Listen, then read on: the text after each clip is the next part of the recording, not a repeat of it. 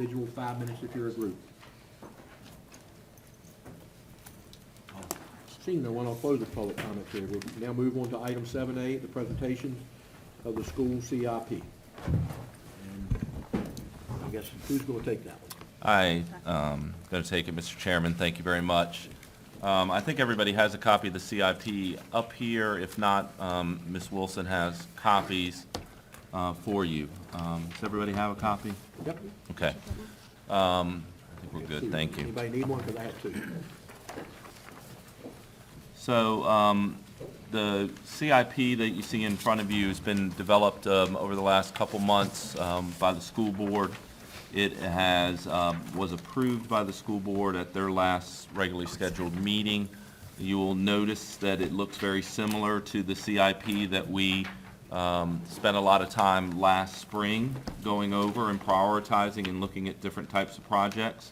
But I will go through it with you, the cover sheet, and then if there are additional questions or specifics projects that you'd like me to go over, I'll be happy to do so. And Mr. Johns and Mr. Wilson are here as well if there are any questions from any of the board members.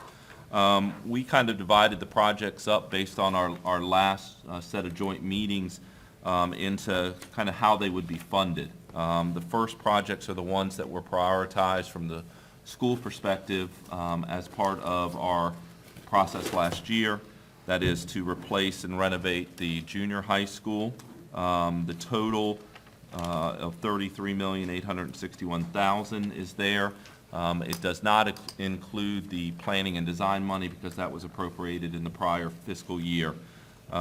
We also have the funding for the joint vehicle and maintenance facility of $3,656,000. And then we have two other projects that were included down the road to be done in the out years. Pocahontas Elementary for a total of $3.38 million. That's for mechanical improvement, some roofing that needs to be done. As a reminder, that building is 30 years old. The heating and mechanical systems are at the end of their warranty, and it is something that we need to address in that building as well. Excuse me, that's Powhatan Elementary. I jumped ahead. Pocahontas Elementary is the $3.3 million, and that also includes ADA, some electrical improvements, some mechanical enhancements and changes that need to be made to Pocahontas Elementary. So those two elementary schools, again, we've cleared them and pushed them back into the out years as per our discussions last year.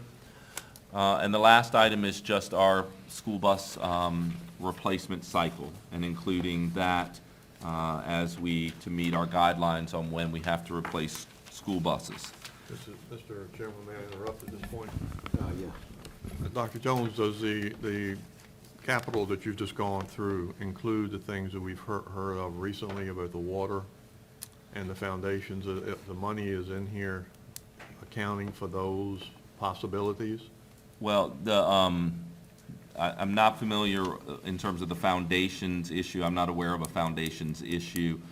We are looking at making sure that we get water for use and fire suppression Right. to both the joint transportation facility and the middle school. We're still at this point evaluating different options with that and costs, working with the engineers on the project. Luckily, Timmons Engineering is the engineering firm on both projects, so we have one point of contact with that. So right now, we're looking at different options and what that would cost, and we did not include that specifically in here, but it may be covered within the cost of the projects based on how much it ends up costing with the final solution that we choose. All right, thank you. Thank you, that's good. Okay. I will also say on that matter that Mrs. Weiler and I met today and have invited Timmons Engineering to come out to our next joint meeting on February 3rd so that they can give both boards a full briefing of the issue, and hopefully at that point we'll have a direction on where we want to go in terms of meeting those water needs. Thank you, and excuse my interruption. No problem. Thank you, sir. We also have other capital programs. That's the school bus lease purchase. That's the money that was set aside as a recurring funding stream to help with the bus replacement cycle. So since that money is there and is part of a lease, we kind of separated that out. And then we have the items that the school district has taken on the responsibility of funding through money that it is saving through the Capital Reserve Fund. Those are support vehicles. The school board office is there for some HVAC repairs that need to be made. Powhatan High School, which is some asphalt, some curbing, some ADA enhancements, and then just in general, some asphalt and curbing that we need to do in some of our locations. So those are some of the projects that we've included for the 5 years, and I'll be happy to answer any questions that anybody has on any of those. There is a detailed description of each project, along with some photos of the projects that are available to look at as well. So, just, Dr. Jones, just out of curiosity, so the joint vehicle maintenance facility,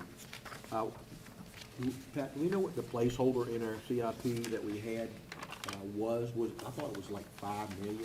Yeah, I think so.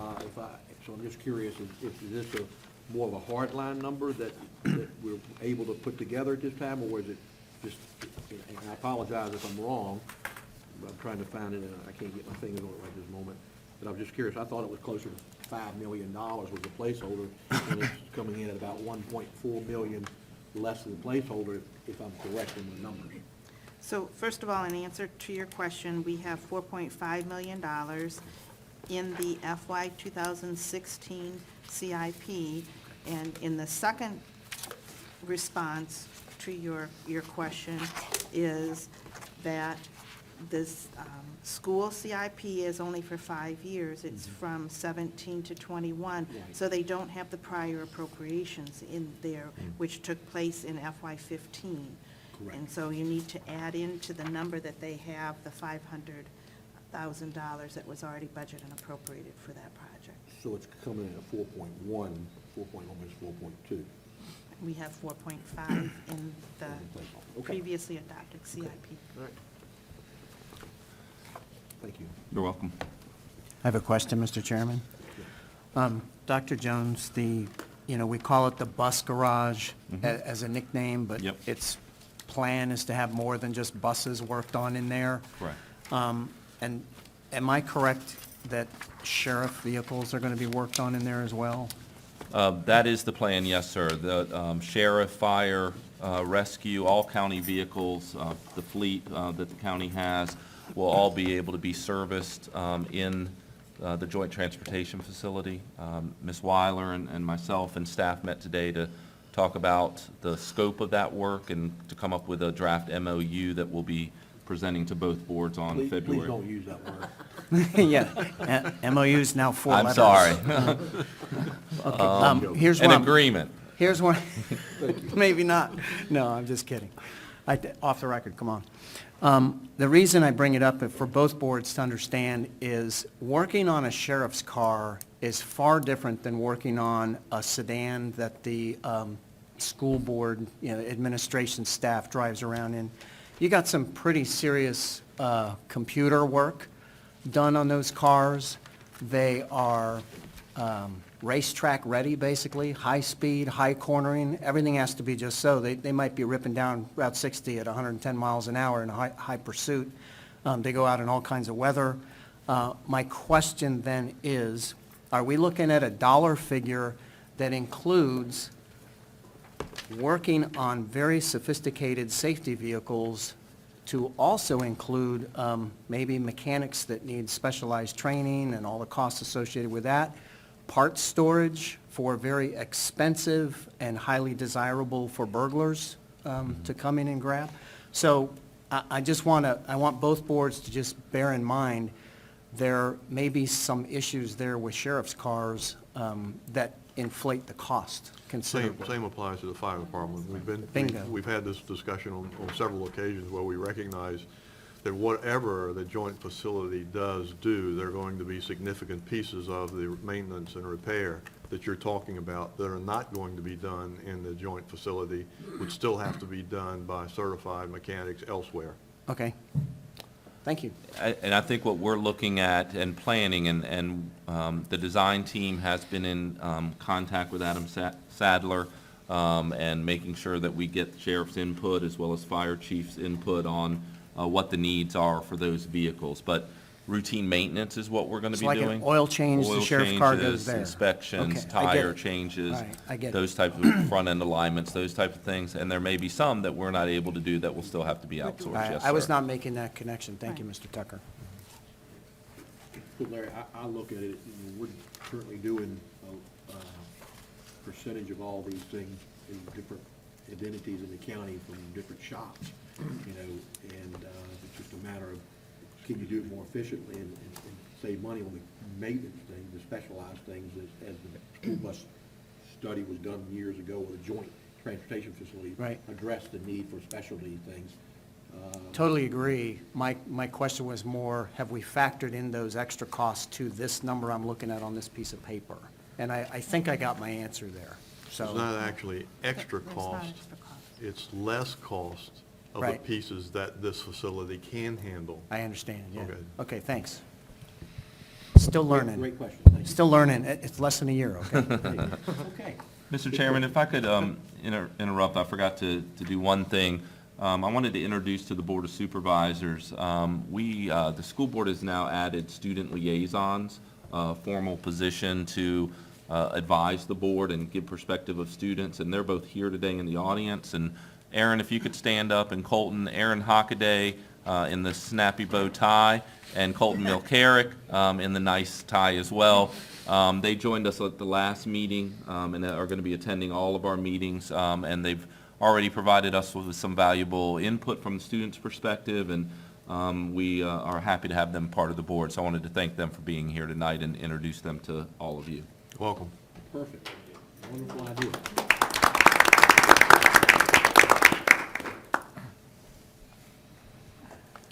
Any other questions on the CIP?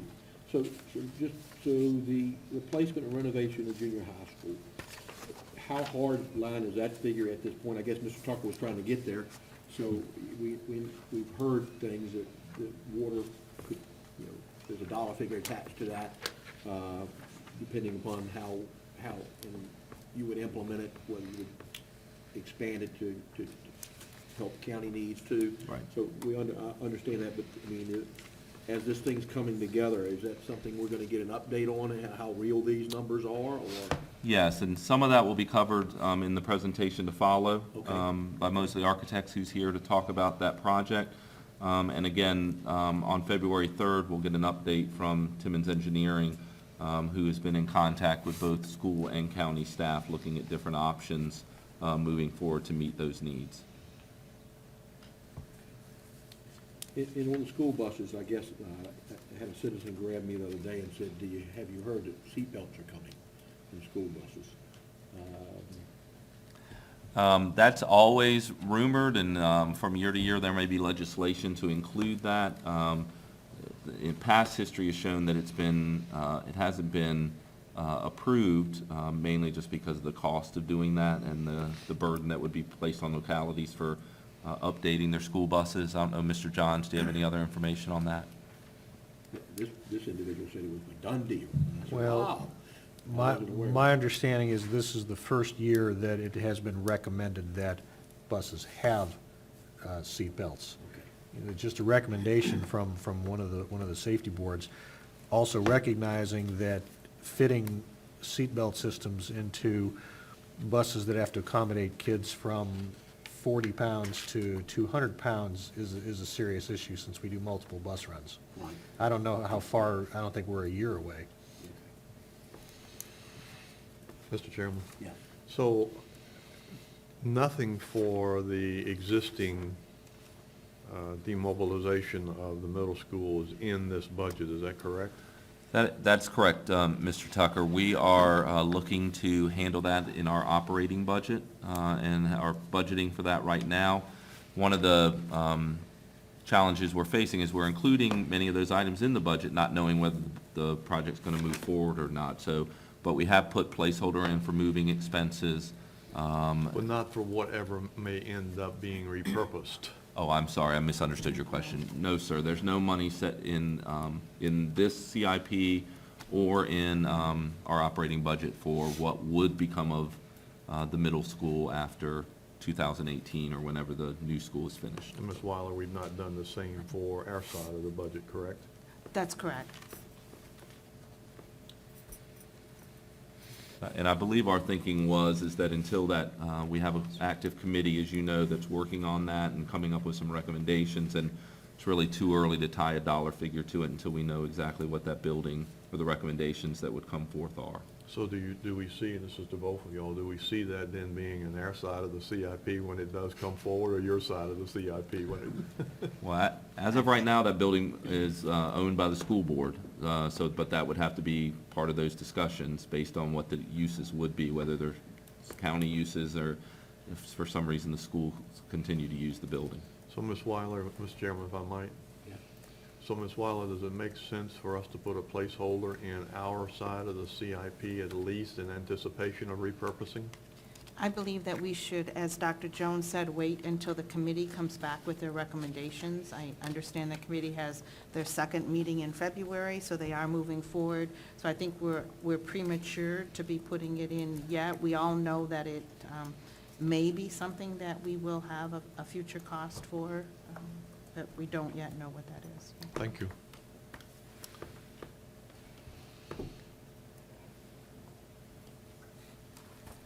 Any other questions? I will say, I do appreciate you kind of capturing some things that typically may have been in the CIP, for instance, that y'all now are capturing in your operating budget. I do thank you very much for that, because as y'all all aware, the money just won't go but so far, but I do appreciate you rolling your sleeves up and saying, hey, we're gonna capture some of this stuff in our operating budgets as opposed to sticking them on a CIP. So, thank you.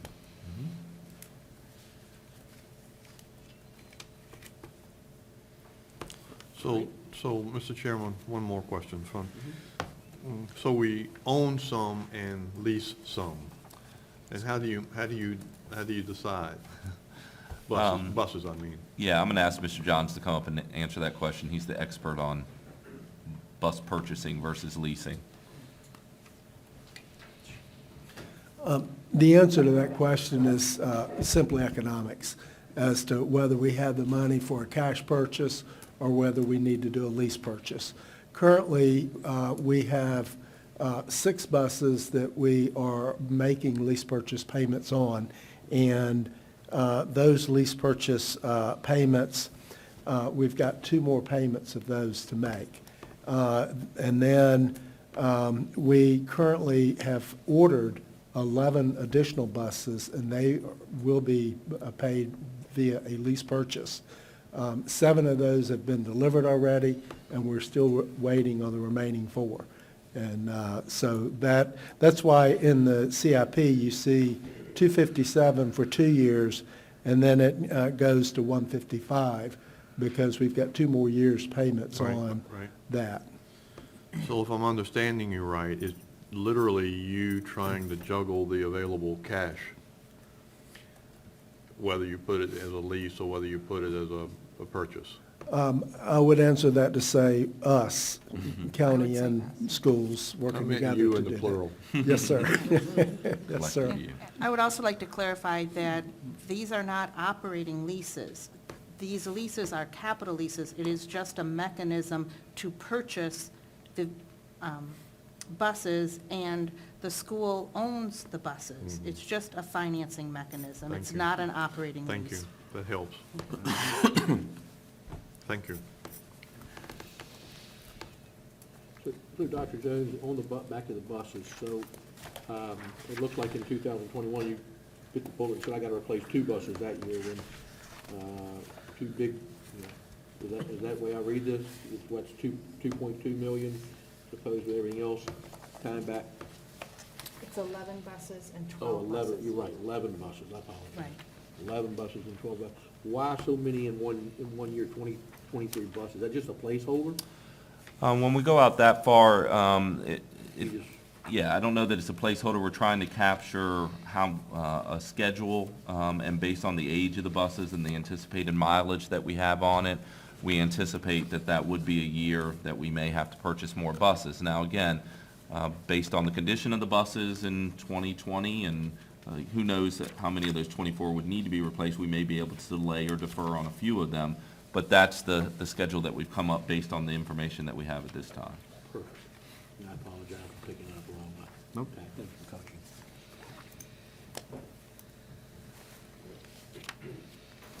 This is more information than we've had. It really is helpful.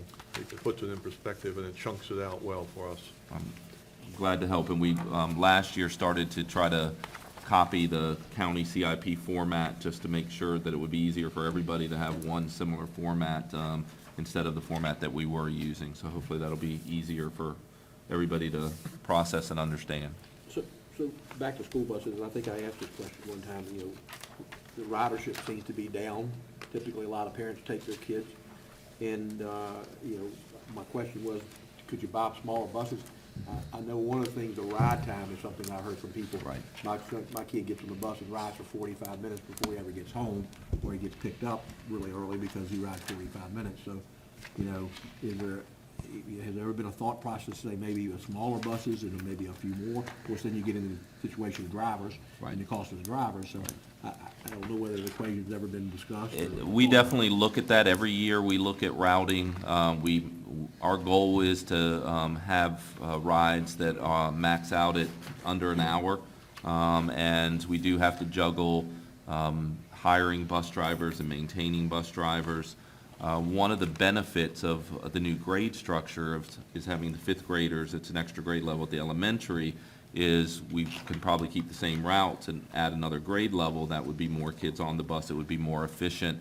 So that's something that we're looking forward to. But it is a challenge, and it is something that we're looking at. We have added some GPSs to buses and some software that hopefully will allow us to be a little more efficient in our routing and cut those drive times down for students, because we are cognizant of kids being picked up before dawn and being out in the dark and making sure we minimize that as much as possible. Thank you. Just a question. I don't have any other questions at this time.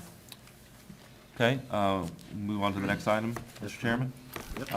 Next item is to presentation on the new middle school. You have a bound copy of the presentation in front of you, and I'm going to ask Doug Westmoreland and Stephen Halsey from Mosley Architects are going to come in and talk a little bit about the process that we've used for designing this new building, how it's going, some timelines and next steps, and then also some updated enrollment figures and a few other items to share. So I will turn it over to Mr. Westmoreland. Good evening. It's our pleasure to be here tonight to bring you an update on this incredible project. We are at the conclusion of our schematic design process. We'll be giving a formal presentation to the school board on the 9th, and that will allow us to move forward with the design. Our agenda this evening, we want to talk a little bit about the process so that everybody understands the depth of input that your design committee has had to get us to where we are today.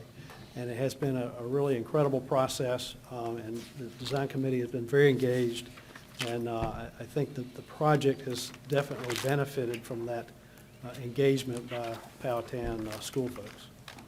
I'm going to let Stephen then talk about the schematic design in terms of site plan, floor plans, and some building images. We actually have an animation as well that will show you the existing building and how it's going to evolve into the new building.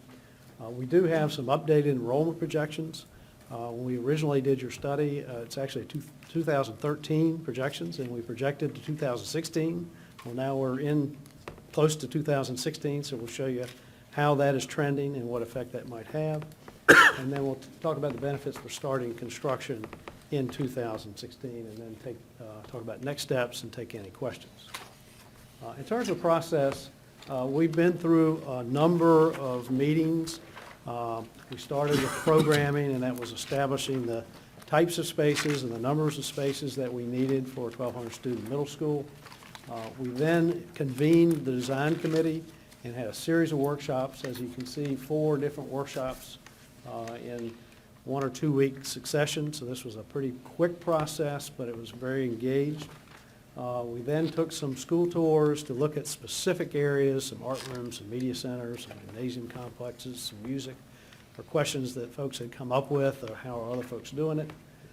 We gave a school board presentation on the 3rd as a progress, and then we've had a couple of series, or hopefully on, we've had two series of user meetings, and we hope to have one on Monday, depending on what the snowman does to us. But those are meetings with the individual art folks and music folks and science folks to really bore down into specifics of their spaces. This is a list and some images of that design committee. And you can see in the bold, those were our K-12 experts that we brought to the table to work in small groups with these. We gave them team red, team green, team light blue, team yellow, and team blue. And this was groups of 5 and 6 of your design committee members working with our architects and civil engineers to help us understand and to facilitate discussion about what this new middle school would be and how could it best benefit Powhatan and the Pacifics. The first design workshop, we really started with some idea mining, some visioning in terms of what overall writing principles we should look for as a committee and as architects. We created a project vision and guiding principles. We started our small group conceptual work talking about adjacencies. And then we had presentations of those concepts from each group back to the group at large and began to see some similarities and some consistencies with what each group wanted. And this is just a couple shots of what we were doing during that design idea mining. Very interactive group, again, very active group as well. This is what's called a Wordle, and that's kind of taking all of the ideas as discussed, the biggest words, the ones discussed most in terms of what people put as priorities for this project. So you can begin to see flexibility, community, pride, technology, green, open. Those were all very, everything on this Wordle is important, but you can see the importance that the committee put on priorities for these kinds of spaces. This was showing some of the adjacency discussions and some of the feedback as the committees presented back to the committee on each kind of idea, and really began to come up with some of the initial ideas at this first session. Then we went away as a design team and came back a week later and had 4 concepts that we had developed, both from a site standpoint and from a building plan standpoint. So we took those ideas generated in that first workshop and then presented them to the committee and then had some consensus discussions of what folks liked about each option and how to incorporate those best practices from each option into the final one. And from there, 2 building concepts were selected for further development. So one of the things we looked at with a site, we had 4 different site options, and we really keyed in on the circle on the left-hand side being how we wanted the middle school to operate. And you recall the discussions of the elementary traffic flow is also very much tied into the high school traffic flow. So we got the opportunity to really solve both of those issues through this project. So we liked the elementary solution on the right side, so that kind of got meshed into the final site concept. And we eliminated some for various reasons. At that point, we were looking at 4 different options. We kind of rejected 2, and so we kind of selected the one on the left to pursue, but we also liked some of the aspects of the one on the right with the circle around it. So we were, again, not trying to select the right answer, but select the right ideas within each concept to incorporate into the next iteration. So design workshop number 3 was really about consensus, looking at 2 site plan concepts, 2 building concepts. At that meeting, we were able to very clearly and unanimously select the site concept to pursue. And then we, again, talked about consensus of ideas of what was being presented. So option 1 of the site, which Stephen will present in a little more detail in a minute, was selected to pursue for the site option. And it's just an enlargement. I'll allow Stephen to go through it in a minute. And then we had 3 options for plans, one of which was eliminated. And we essentially ended up with a consensus of option A with the one of the aspects of option C incorporated into that. The next workshop then was a further development and further discussion of where we were on the design, and the building direction from there was established. We were on option D and E at that point, and D was eliminated, and option E was selected and has evolved into the schematic design. So I'll let Stephen May I Hub. interrupt? I'm okay, so you're okay. Could you just give on this page where option D is marked off and option E is left on, workshop number 4, floor plans, just give an idea of the kind of thing that knocked option D off the table? Not exhaustive, just an idea. Well, it really had to do with a couple things. One, you can see the dining room and the kitchen kind of cocked a little bit at an Yeah. angle, which created some nice things, but also kind of, created some other issues that were problematic. It was really, the major thing was the location of the library. You can see the library is kind of right off the front lobby in the front on option D, and it's to the side on option E. And I think the overriding concept, or what led to this, was the notion of everything on the left side, in terms of gymnasium, dining, media center potentially, the music that backs up to the stage, are all what I would call very public functions. So after hours, folks will be coming in, so it really was a clear delineation of those kind of public after hours, and then Thank the you. right side being You academic. answered my question. That's one of the general feeling for what you were using as a criteria, knockout criteria. Right. Mr. It's obviously Chairman. very similar. I have a question too, if I may, since we're doing a couple questions here. How much, during these discussions and all the interaction, how much was security taken into account? One of the first things we started talking about was safe and secure buildings, and things like security vestibules and lines of sight, and getting kids in a two-story building up and down stairs so that they're not in situations where they can't be seen, and that the traffic flows well. And the whole thing about the traffic was separating the buses from the visitors, from the staff, from the delivery people. So I would say in virtually every discussion, safety and security is part of that discussion. Great, thank you. Okay. Steve? Thank you very much. I'll see this, it dies on the screen, I guess. I'm going to try and get the red line over there. So I'll just go through in a little more detail about some things that we were looking at in terms of site plan solutions.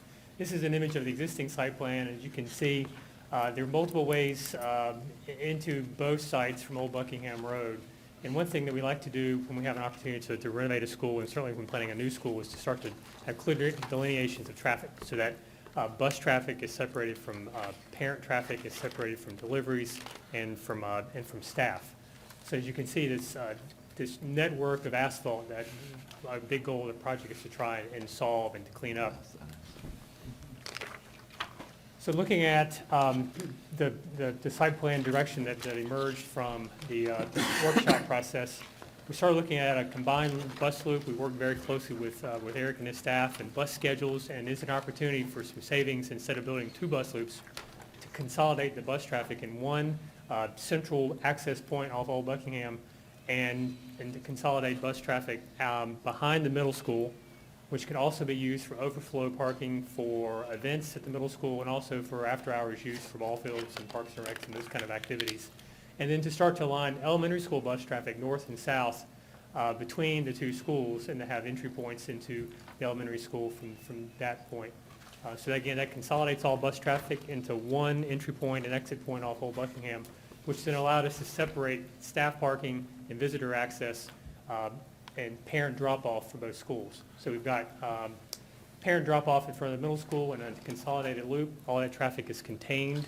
It's very safe and secure and very easy to understand as you're approaching the site. And we're able to do the same thing in front of the elementary school. So again, parent drop-off is consolidated very cleanly in front of both schools.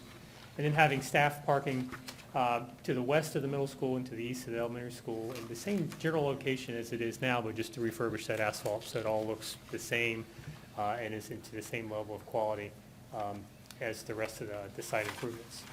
We're also looking at trying to utilize where the tennis courts are. There's some existing asphalt now behind the elementary school. You may recall that the tennis courts in the northwest quadrant of the middle school, junior high school site.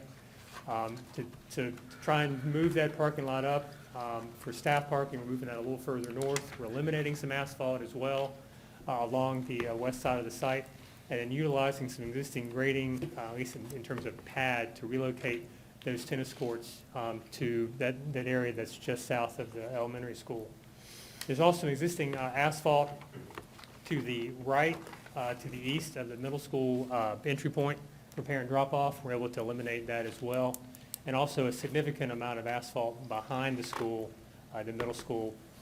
We're able to eliminate that as well, which will help mitigate some of the stormwater concerns and some stormwater management issues that all projects have nowadays with the new stormwater regulations. So that's kind of in a summary, is kind of the main sort of talking points of the site plan and the ways that we attempted to really delineate traffic and make it the very safest for site. Stephen, if I could just add a couple points, and this goes to Mr. Nordvig's question. We specifically, the committee specifically, and it was several of the teachers on there, loved the idea of having the bus ramp behind the building or the bus loading area, because and before it was in the front of the school, and people driving up and down Old Buckingham Road, there was just an opportunity for some mingling of the public and buses and kids unloading that you don't have now. So that's one of the reasons that we put it back there. It also serves the purpose of, there's a lot of activities on those fields after hours, and before everybody parked either in the back or in the front and had to walk around. So this provides some ready access parking to those ball fields, which are heavily used by our various associations. Great. I like that you're trying to address as I drive by the elementary school and the parent pickups always, they're parking out on 13 and, they're walking and jumping out of their car and all those things. So I applaud you for trying to address that situation also. So.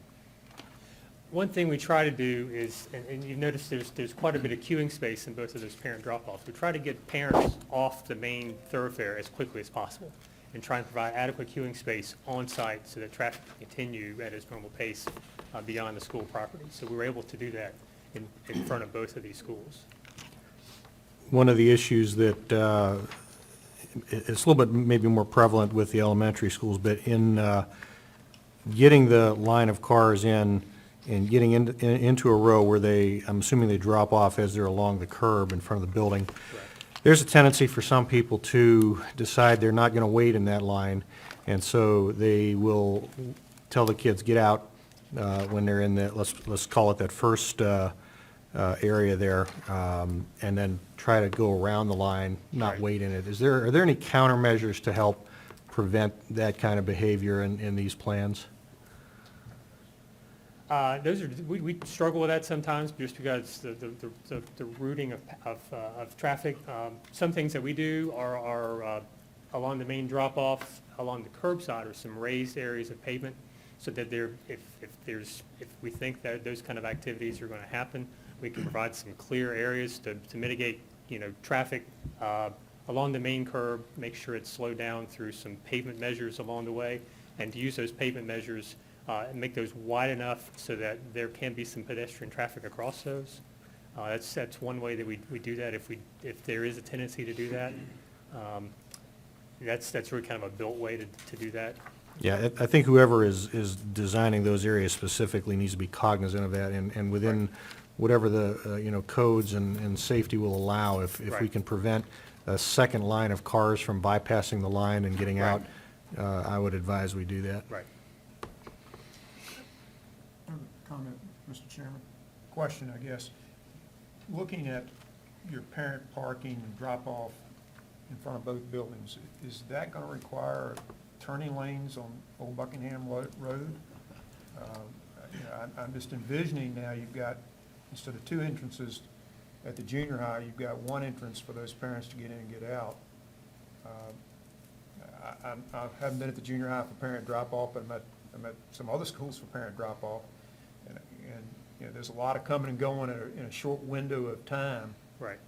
I don't know what I don't want to do a turning lane, but at the same time, I don't want to sit here and think that, that you're going to have 100 cars in and out of there in 15 minutes without some kind of traffic congestion, so.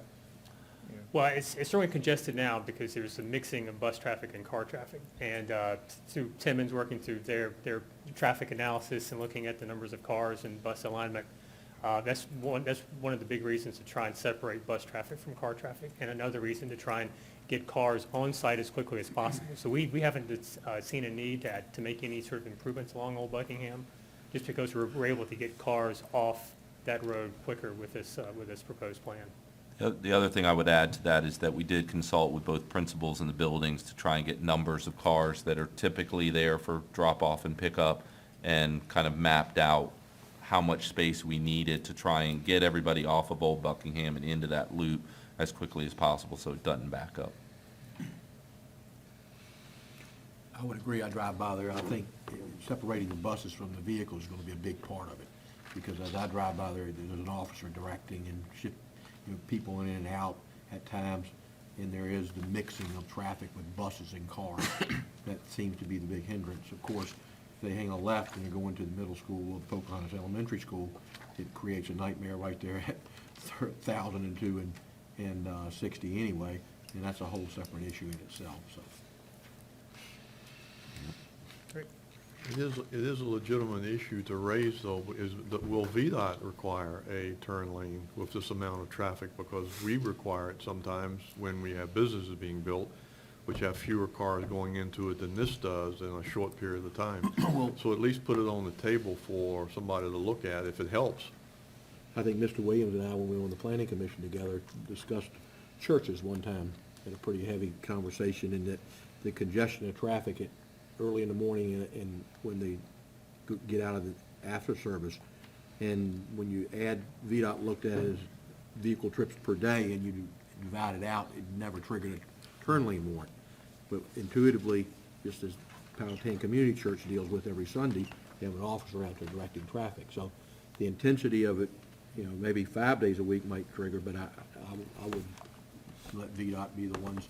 And I'm sure Timmons has done enough traffic work, they'll guide us through that process, so. Mr. Chairman, I have a question. What is the plan if there's a traffic crash at the route of ingress or egress for either of these two parking areas in front of these schools? If it shuts down that single access point, what do you then do? Well, the width of those openings is 3-car widths. It's about 40 feet wide. So if there is a disabled vehicle or a crash, then there is sufficient width for traffic to continue to exit the site. Around a vehicle that's been involved in the crash? Right. With some help, maybe. That's just, I would just suggest that does present a bit of a challenge, because drivers are traditionally reluctant to drive around a vehicle that's in the center of an intersection that's involved in the crash, and that's kind of the benefit, if there was one, to the traffic layout previously of these two plans, was that there was two routes of ingress and egress from both of those parking areas. Correct. That's just a thought that I would ask. And I did have another question, if I could. On your second slide, the one that you have up there now, you've laid out a count of the number of parking spaces. Correct. And I've had several people talk to me and express, I suppose, just a concern or a question. Mr. Melton is exactly correct in what he said earlier, that building, and Mr. Tucker as well, that building is used quite frequently after hours on the weekends for various kinds of activities, and Dr. Jones is right, our associations they use that quite frequently for lacrosse, sports, programs inside of our building. Are we in fact at least keeping the same number of parking spaces? We're not losing spaces, because the only concern I have is when I look at this, there's lots of existing parking areas now that appear to go away and become green areas. So we are in fact having a net gain. Is that correct? I don't know if we're having a net gain. I don't believe we're losing spaces, the amount of asphalt, or that we're using new areas of asphalt a little more efficiently, because we don't have a large bus loop now. We're able to park a large number of cars on this new bus loop. Right, and I know many of us up here have attended those Saturday afternoon football games or lacrosse games and things, and there are many times when every bit of parking area at the junior high and even extending over into the elementary school now, they're full. Right. There's nowhere to park, and they're not exactly ideally situated behind that building now. I just wanted to make sure we give consideration to the fact that we need to at least keep the number of parking spaces we have today. Absolutely. Take a look at that. Yeah, we'll confirm that. As a follow-up, if I could, I'd be curious, having seen it's a wonderful space, the public space, the convertible cafeteria, and as an auditorium, if this is going to be a community facility, what is the relative number of parking places at these two buildings versus the high school, which is, obviously heavily used? Are we at 50%, 80%? I'd like to know that number. And as a possible suggestion to alleviate Mr. Walter's concerns, you can still keep one ingress-egress point for the parent drop-off loop where you have designated as 76 spots.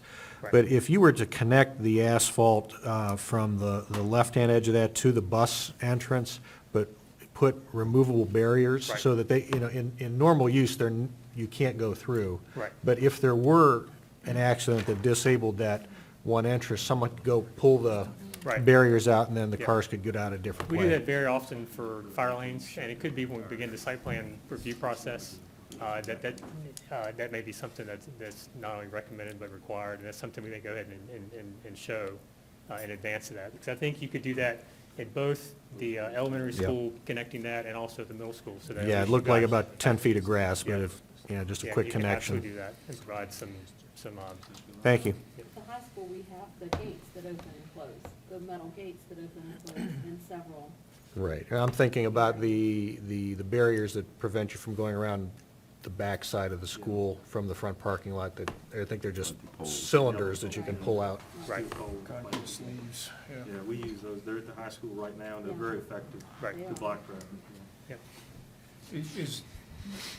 Is this gonna be one way, this bus loop, or is it two ways? How does it, or does it make any difference at this point?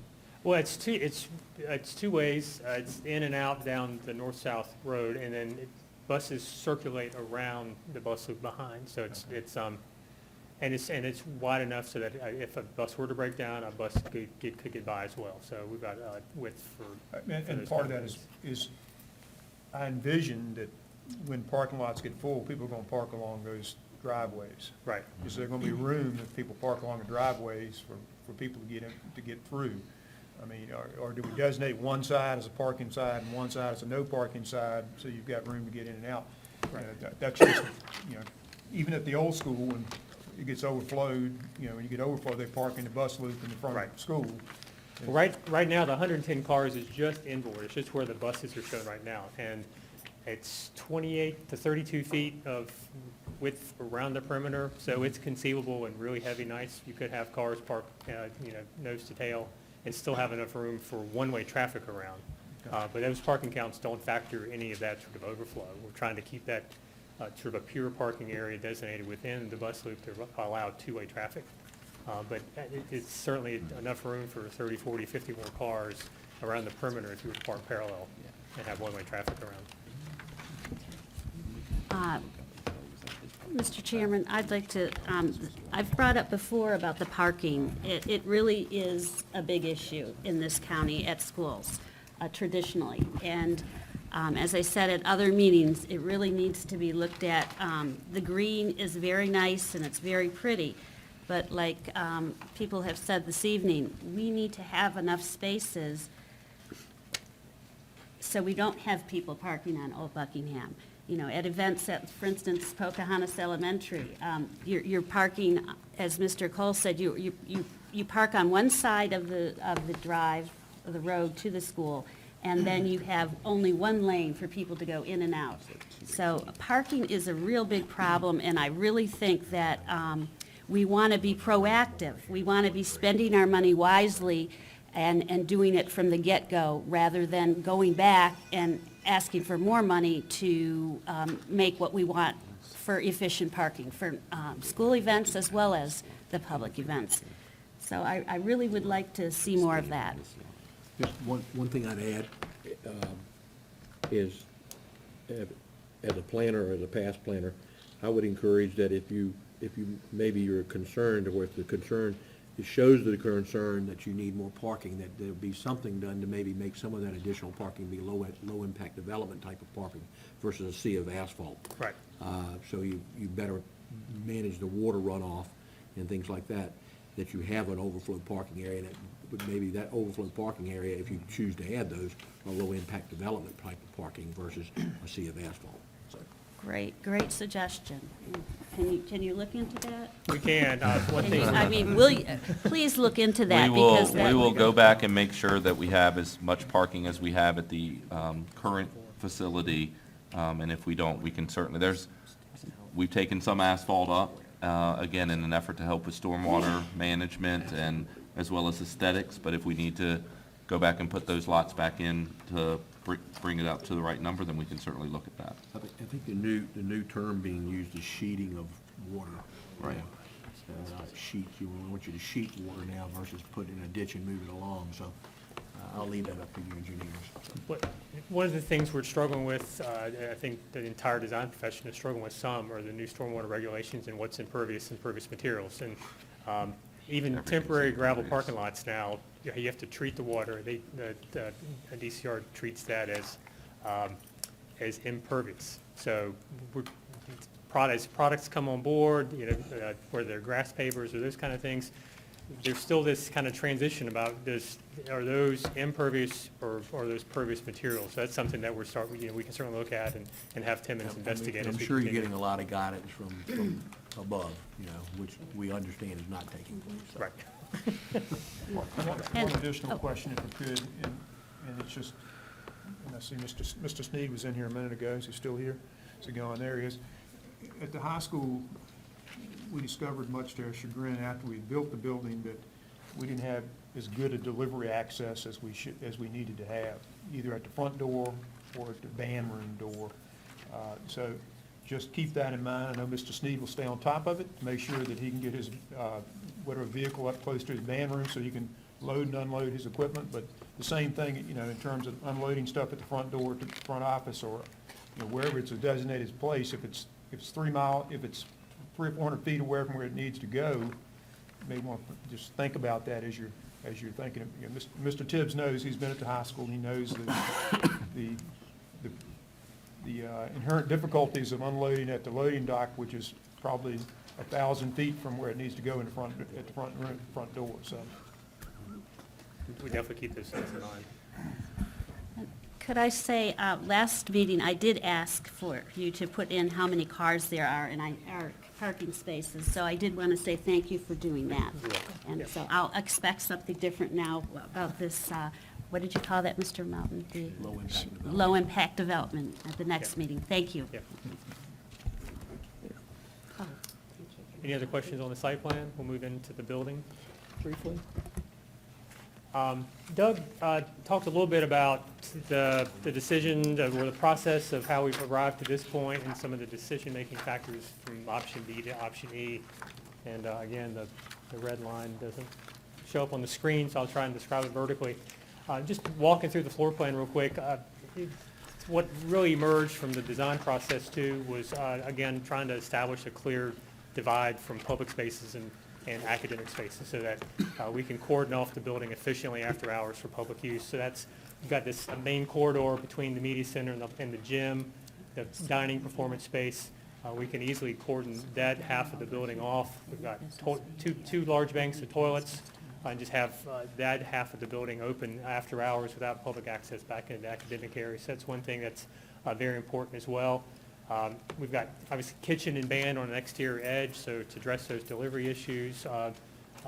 So we fully expect a set of double doors and easy, great access for band for loading and unloading of equipment, as well as, Doug's got the mouse, that's good, as well as deliveries for the kitchen as well.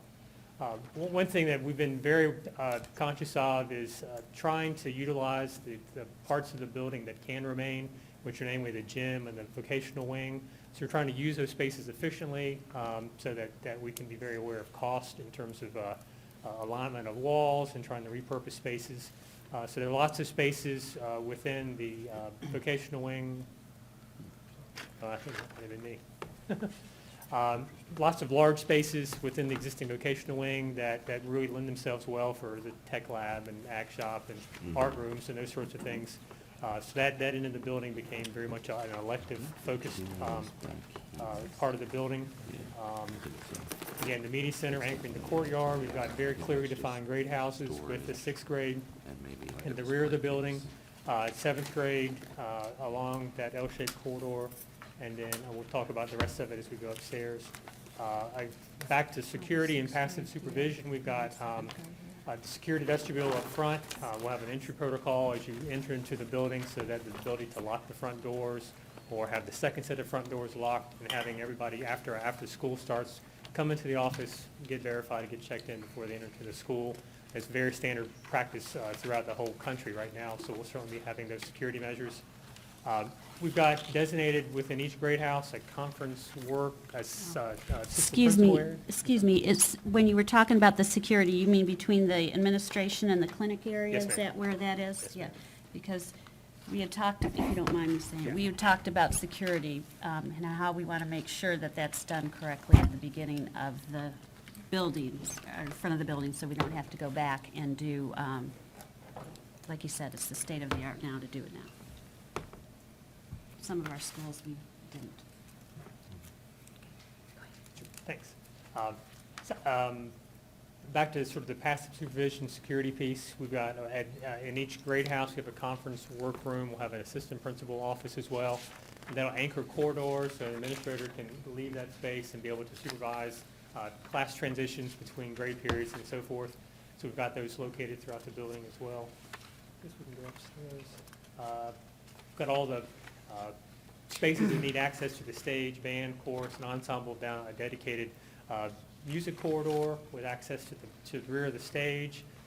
That's great for convenience for performances and practice on stage, and also helps to contain noise away from the other academic functions of the building.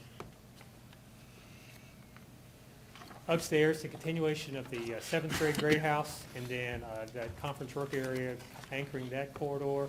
And then the northwest corner of that plan, we've got the conference work area for the 8th grade and the balance of the 8th grade house upstairs as well. Throughout the country and certainly throughout the Commonwealth, there's a big emphasis on technology and STEM. We've got anchoring the back corridor of the upstairs, the 7th and 8th grade science classrooms surrounding a STEM lab. We see that being a very technology-rich area, a lot of area for collaboration between students. Oh, sorry. So we think that's going to be a very exciting spot for education and for collaboration and for the use of technology as well. Any questions on the floor plan before we get into some building images? Yes, sir, I have one. The dining area, Yes. right now, it's claustrophobic as can be, and I know Right. that's part of the building, you're using existing structure as best as you can. What happens to the ceiling in the dining area? And I'm assuming it's going to be higher because there's a stage in there? Correct. The building demolition is going to stop at the gym wall proper, so those locker rooms behind that will come down. So where the new dining room is going to be is actually new construction. Okay. We'll have that a higher space. We had a lot of discussions about the need for performance art space, but it's very uncommon for middle schools to have auditoriums. So we've worked creatively with the design committee and Eric and his staff to come up with a very flexible space. One of the big words in the Wordle was flexibility, and how to have a dual-purpose space. So the dining room will function both as a dining room, a nice open area space, and we're also going to treat it acoustically for it to be a performing arts space after hours. We're going to have not just chairs on the floor, but actually retractable auditorium seating that can retract up against the wall. When it comes down, it's actual auditorium seating. We'll have seating for about 400 in that bank of seats, and then loose chairs for another 200 seats. Is that the type that has kind of a riser Yes, built in? correct. Nice. And that seems to kind of hit the sweet spot between having a dining space as well as a performing arts space. It's going to be something that's very unique to Powhatan County, and it's going to be, I think, a fantastic space for not only the students, but also the public to use. Great, thanks. Any other floor plan Do questions? we have, do you have any images of that space that you can show? Because we did it at another meeting. Yeah. Yeah, so. I looked later in the book. I think it's later in the book. Is it Oh, I'm later? sorry. Yeah. Later in the book. But it's I've on been a- shooting ahead. we No. Okay. I'm already on the numbers of enrollment. We do, it's on, can we come back to that? We have Sure. another presentation. We've had those kind of behind the Gotcha. end, but we can come back to that. That'd be great. I think it's on a flash drive of mine. Yeah, so I'll pull that out. When you start talking enrollment, I'll get it. So we'll come back to that, because we do have some images of that space. I thought we did. Yep. I thought you did. Sounds awesome. So barring any other questions, we'll get into some images. We've got an animation that hopefully will start. It shows kind of a sequence of the demolition of the areas to be demolished and then some of the new construction.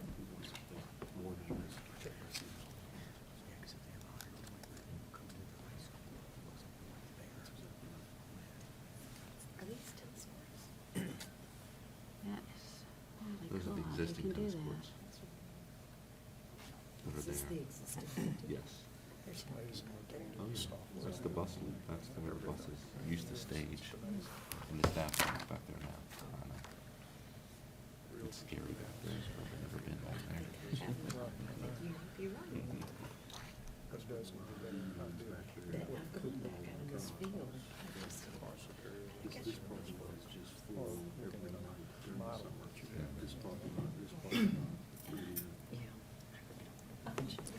Now, see that extra green right there?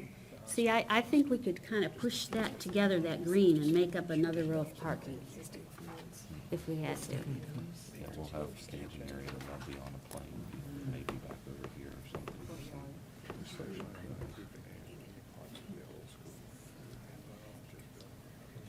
So there'd be room for a outdoor classroom in there if people Yes. wanted to, if teachers wanted to take their classes there. and Absolutely. do things. It's all some money to do That's it. beautiful.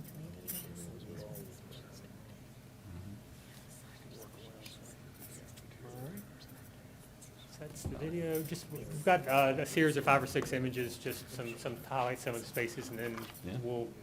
Doug will come up and then we'll reload afterwards some of the dining room Mhm, spaces. Just some of the front door spaces. We're trying to take color cues from the existing materials on the building to remain. So we're trying to extract some colors and some flecks of color from those to start to generate some of the images and materials for the new construction, so that the idea is that when we leave the finished project, it looks like one unified building. It doesn't look like an addition and a renovation. It looks like middle school. We take out that parking lot. Yeah, right.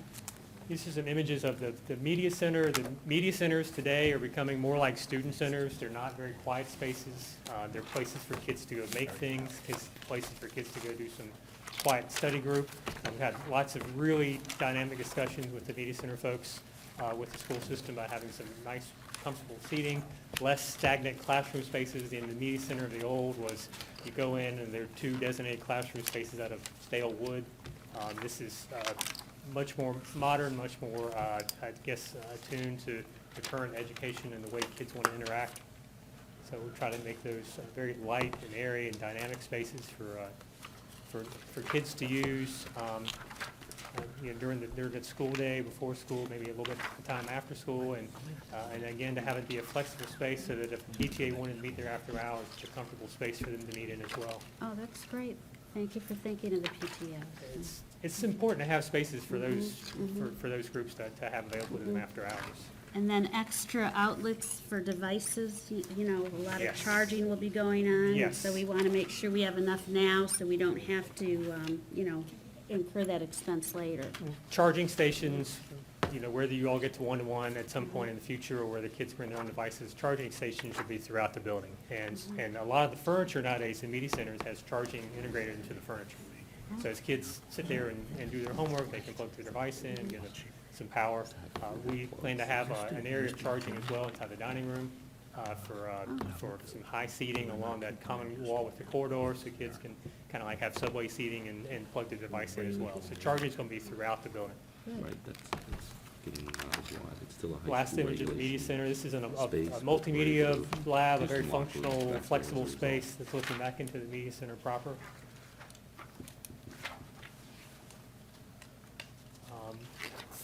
Lots of discussion nowadays in 21st century education about collaboration and where students can collaborate, where teachers can collaborate. There are kind of 2 trains of thought, and I think the train of thought that came out of the design workshop is a much more flexible and practical way to approach collaboration.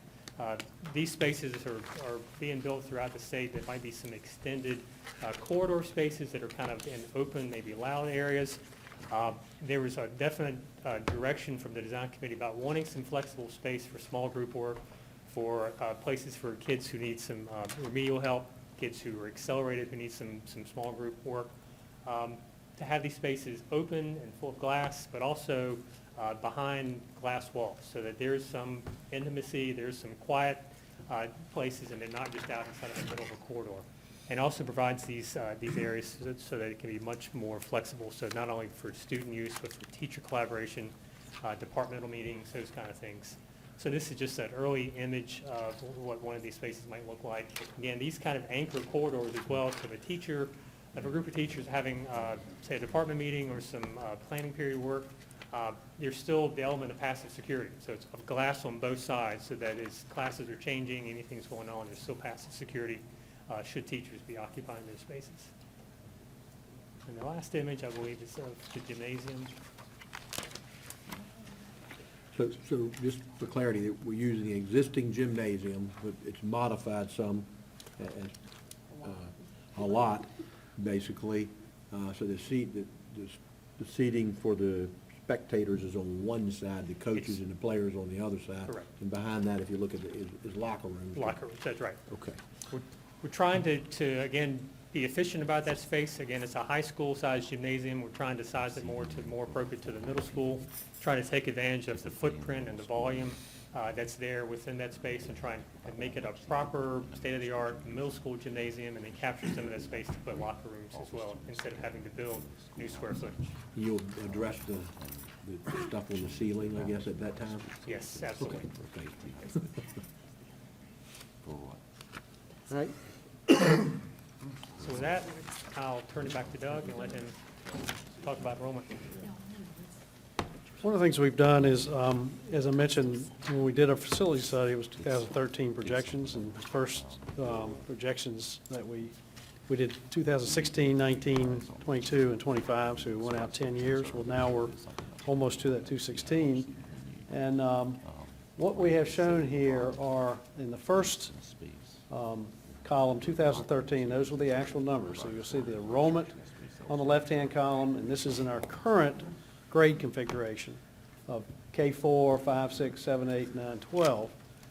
So you can see 4,225, and we have capacity for 5,300. So we've got available space in 2013 of 1,075. At that time, we were projecting in 2016, you can see the enrollments, again, this is the old grade alignment, of 4,088, still with a capacity of 5,300. And on the last set of information is the actual numbers from 15, 16, so September 30 numbers, that show an increase over what we projected 3 years ago. Increase of about 129 students from the 2013 study projected what we were going to have as opposed to what we've had. So we have more students than what we were projecting in 2013. About a 5.2% increase. So why is that? Two factors that we look at in doing projections. There's been a 25% increase in live birth to kindergarten survival ratio. That is, when a kid is born, in 5 years, how many of those kids show up in your school system? Is that 1.0, 1.2, or 0.8? Cohort survival, so we're not, that's the terminology they use. So that's a very, very important factor as we look to trends and enrollments. Second thing we look for is from kindergarten to fourth grade, how many of those kids that started in kindergarten are still showing up in your fourth grade? And that has increased 10% since 2013. So Can we we're pause you trend- for a second? Yeah. And What's that? so having said on the committee that we kind of roughly, Mr. Tibbs was there, and I think much dialogue went into and your expert, I forget his name, did a great job of trying to explaining birth rates and how it filtered into years later. So what you're telling us is the data that we had then, when we got all of this information, has already changed. It's changed. And so you've had a 25% increase in the birth to kindergarten survival ratios and a 10% and then you projected that out, I'm skipping ahead a little bit on the pages. So we still have capacity in 2025. Correct. And of course, the projections we had then were 2030, but this is taking it back to 2025. Right. And then, so this is the second, you kind of stole my thunder there a little bit. Well, hey, I'm just trying to, The next slide. numbers. We've realigned them He's a high now. achiever. No, I think I he's just- trying to get, We've realigned the grades now to show where we're headed, K-5, 6, 8, 9, 12. So you see your capacity has actually decreased slightly because we're building a 1,200-student middle school. We're taking 2 schools out. But you can again see by 2025, these are the new projections based on the current information and going back to the trends and projecting them forward, that in 2025, we still have 480 spot capacity. You can also see your elementaries in 10 years are beginning to feel a little pain. Now, again, we have given you, we've given the school division essentially the spreadsheet that allows you to update this every year to take your new September 30 numbers, your new birth rate numbers, and project those forward. And that is something you need to do every year because, and Carl Chafin, our guru, will sit and tell you, he said, I'm never going to be right. I might be slightly under, I might be slightly over, and things change. So it's something you really have to look at every year. But we feel comfortable with where we are and where we're headed forward now. And So my next question would be, we've heard many times in that meeting, especially from the high school principal, that working at a capacity of, and I can't remember what it was, 95% or 90% 90%. capacity of a school was cumbersome and really wasn't ideal. So if you use that number at 90%, capacity of 2185, you're already over capacity in your elementary school, almost in 2022. Close, that's correct. and I would, Is it 90% or is it 95%? well, it's 90% at the secondary level, just because the kids are changing classes every period, so you're not able to utilize the spaces as efficiently.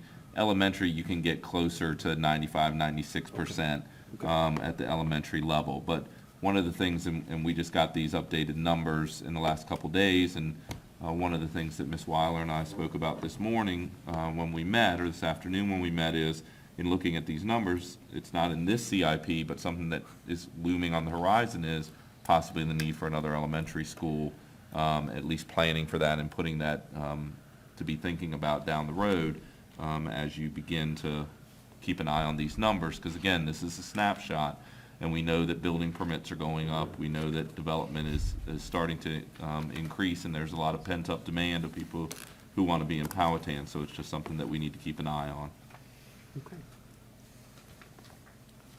So this again shows a comparison of, the trends are essentially very close to what they were 3 years ago. It's just been accelerated. So you can see, as you remember, we were dipping, we were showing that continuing to dip, and it really has kind of leveled off. But then we've kind of got another little dip in 16, and then it increases out and essentially crosses back over the line in 2023. So the projections are really not that far off in the long term. It's just happening at a different rate. So in taking that information now, let's talk about benefits to starting construction now. As you recall, that one of the real advantages of doing this project in the timing that we're talking about is you currently, number one, you have capacity in your elementary schools to move your 5th grade back into the elementary schools, which is a more traditional lineup of K through 5. And that holds true through 2025, and that's when you begin to feel the pressure.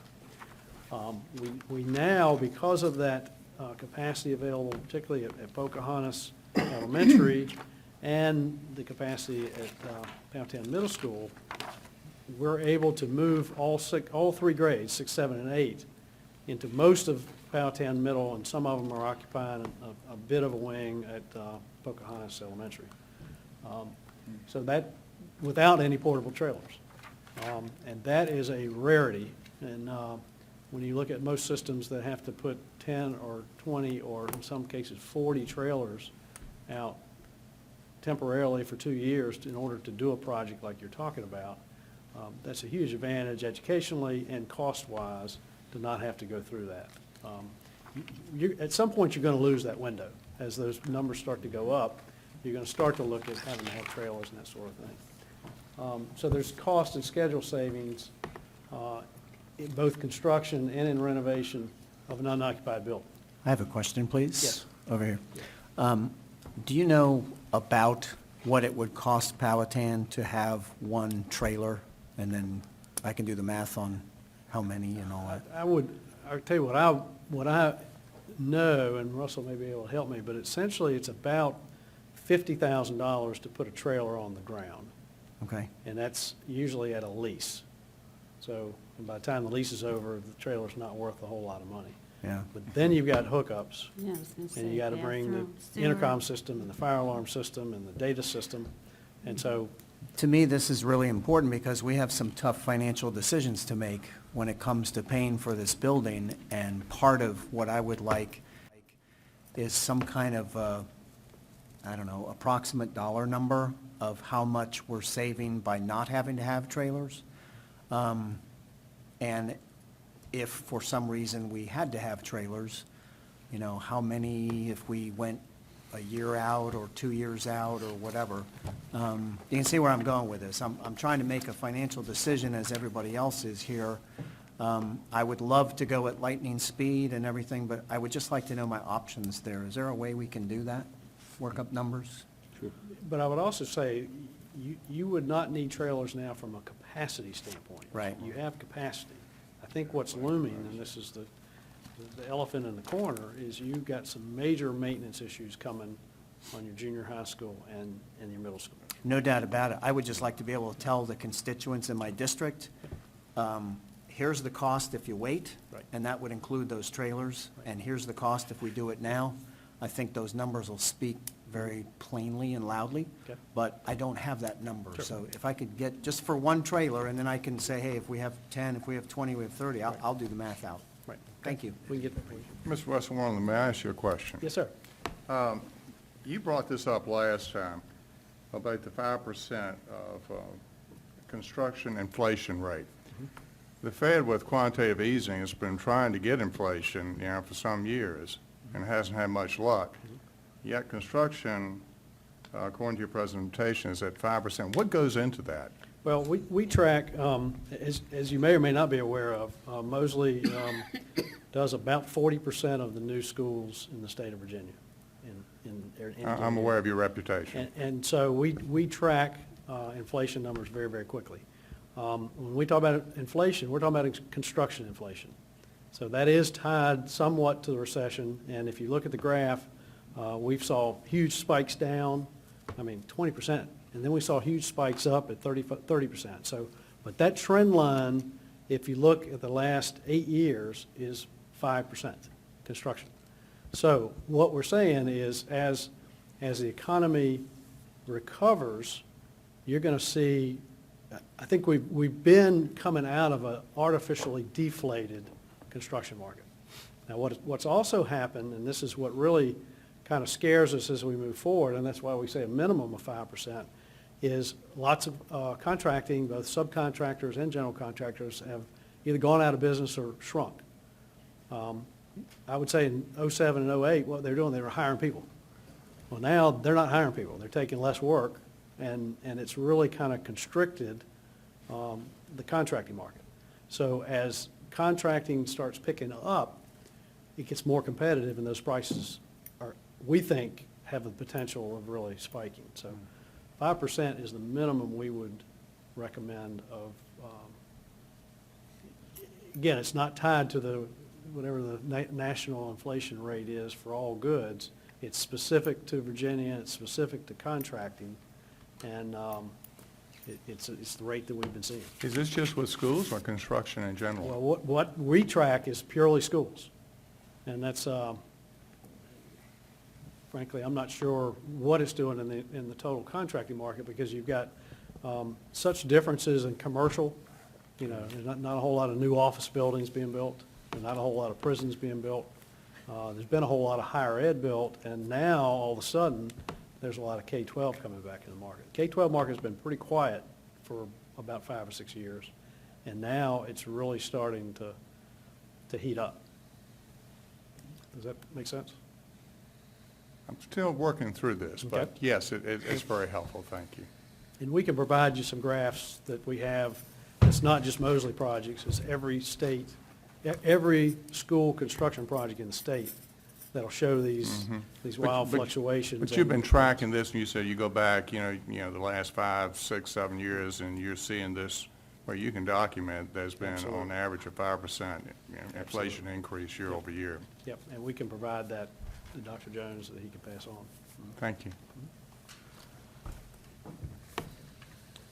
Let's see, okay, so we talked about potential maintenance costs that may be coming. Next steps, we have a follow-up again Sir, Monday. Before you move on, Yes. I'm sorry. Okay? Go ahead, Mr. Did we not see some numbers on potential maintenance costs in one of our previous presentations? Yes, you talk about the things that I think Mr. Wilson? Mr. Wilson provided us saying, hey, here are the things that need to be done. Deferred maintenance, HVAC system, roof repairs. Some and of which is in total- the CIP that we saw earlier tonight. Yeah, and and a total for those versus, a replacement, so.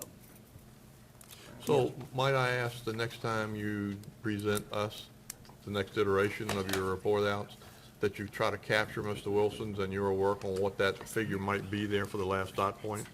To Mr. Williams's point, the more data we have, particularly around numbers, the better it makes us feel when we have to make these decisions. Thank you, sir. And- Thank you, And Mr. some of Chairman. it was the maintenance costs that you need to do on these buildings, but you may also recall an operational cost Right, savings. right. By That's what I'm combining the remembering. schools. Right. That was provided. Thank you. Thank you, Mr. Tucker. So some key dates coming up, user meetings, we'll be presenting February 9th. We will be here with Timmons on the 3rd to talk about the water situation and the options there. Bidding and award in the July-August timeframe, beginning construction hopefully in September. At this time, we are within our CIP budget. The water thing is a little bit of a misnomer or an unknown out there, but we feel like even at the minimum level to what it's going to take to accommodate the high school can be done within that CIP number. It may take some shifting of some things around, but, Can you repeat that, Mr. Westmoreland? A little Yes. bit louder, right into the microphone, please. yes. At this point, what we know about the water situation, what it would take to accommodate just the high school for essentially fire suppression system. The issue is your public water system doesn't have enough capacity for the fire suppression system, and it has as much to do, maybe not necessarily with capacity, as getting it through the lines, that because of the flow rate that you have to figure by code for a sprinkler system going off at this new facility would suck the pipes dry. So that's creating The existing difficulty. pipes. The existing pipes. That in a nutshell is the issue, and I don't want to get too far into this because I'm not the civil engineer and I'm not the expert, but the water situation is an issue for this project, it's an issue for the transportation building, but in the long run, I mean, we've been working with Aqua Virginia and are engaging in conversations with them and whether or not there's some capacity of them bringing some money to the table for upgrading the public system. That's probably the biggest issue, is we can spend a lot of money on this project and the transportation building, and when you upgrade your water system, you can throw that money away. So that's the baseline. So do we go to a higher level and produce something for these projects that actually can be used toward the upgrading of your water system? That's as much information that I can provide and not get myself in trouble. So.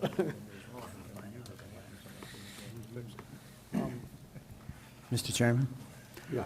Carson, this is answering your earlier point about the numbers that we got. I have that from last time, and for the benefit of everybody, option one, which was the minimum to keep the junior high school and Pocahontas Middle School operational, including roof, HVAC, et cetera, plus additional debt service. That was $21 million for option one, plus additional debt service of $6.5 million. Option three, which is the new school, was $33 million, so the difference in funding was $5.5 million. And the estimated annual construction inflation cost for every year the project's delayed is $1.75 million. All right, That gives thank you some ballpark. Very helpful. Thank you. Mr. Westmore, do you have, I would like to show them that performing space real quick, if you could pull that up. And just as they're pulling that up, just some background, again, we've tried to have an inclusive process to listen to our stakeholders, and the music and performing arts folks at the junior high and the middle school felt very strongly that they needed a space at this new school to perform.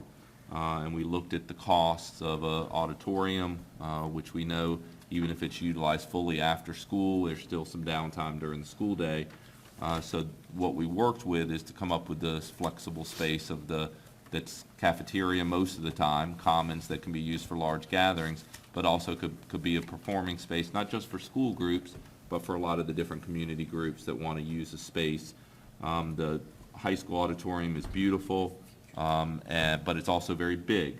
And sometimes a performing arts group wants to have a space where 300 or 400 people can be there and not feel like they're being swallowed up by the auditorium, and we feel like this space could really meet that need.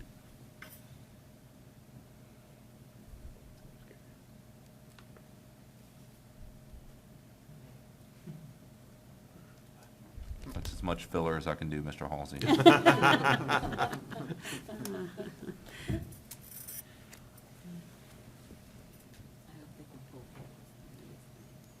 So has anybody heard what the weather's supposed to be this weekend? So this is a much earlier iteration of our dining space, but this is the dining space, obviously set up for cafeteria. And then these not bleachers, their seating retracts back and is tiered, and we're talking about softback auditorium type seating that comes out. And you could supplement that to get 600 people in a performance type space.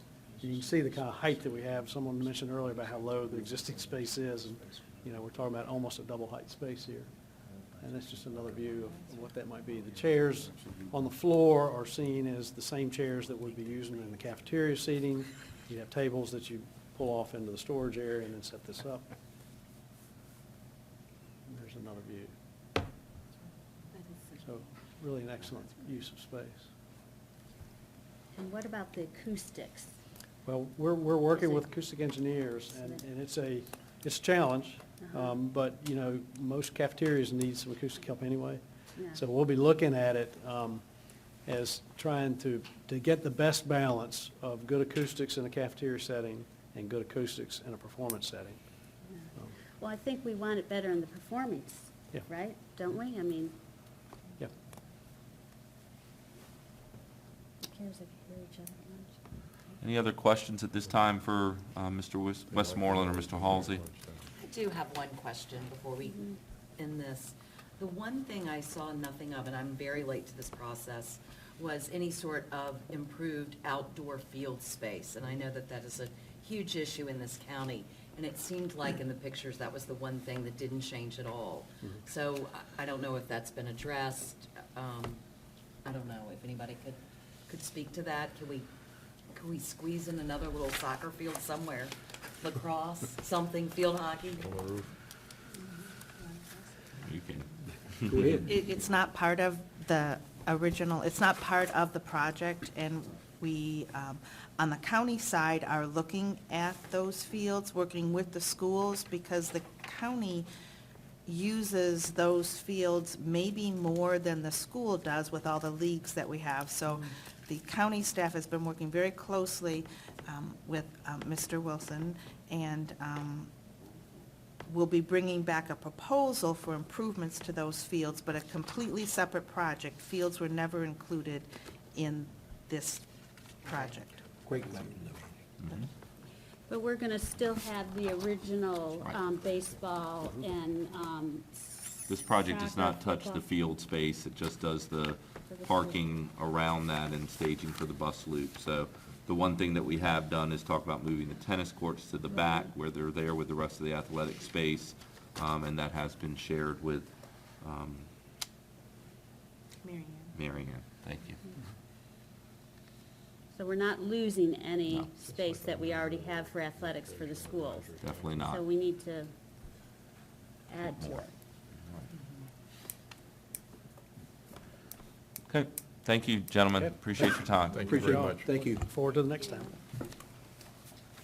At this time, we'll have our second public comment period. Anyone wishing to speak, please come forward at this time. Quiet group tonight.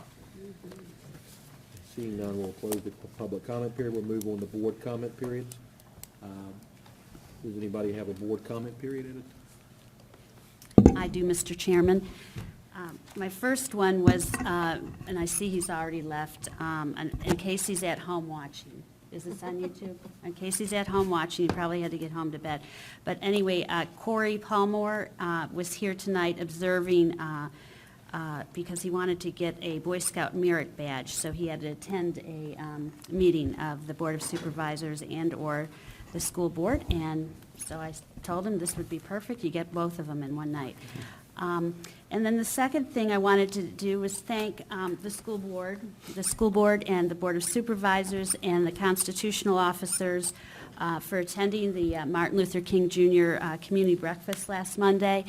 I know it meant a lot to the community, the committee, and also to our community. And I would like to know, some of you have given me suggestions, and I am on the committee, and we're trying to improve it. And so if you do have more suggestions, please get them to me so that we can keep moving this thing forward to make it even bigger and better. And thank you. I have a couple quick comments. Congratulations to all of you, the school board, to Dr. Jones, to the teachers, to the administrators, to the students. I understand y'all received award, you're number 2 in the Richmond, Virginia area. Kudos. So that means more people will be wanting to move here. Cool. And play on fields. To play on fields. So we do, I mean that heartfelt, fantastic job.